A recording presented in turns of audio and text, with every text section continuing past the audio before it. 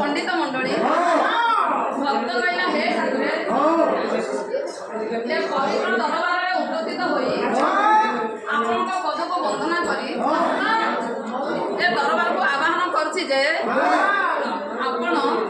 आपणकर पारिषद वर्ग को धरी ए दरबार उपस्थित हेले आनंदर सहित कीर्तनर रास हेब।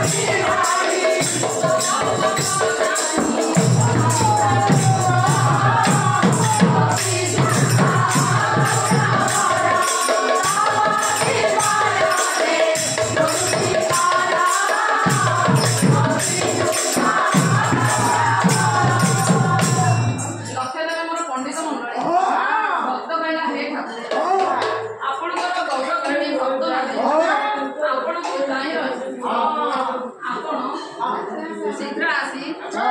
भक्त मान हृदय नाम स्रोत ज्ञान दे कलुषमय संसार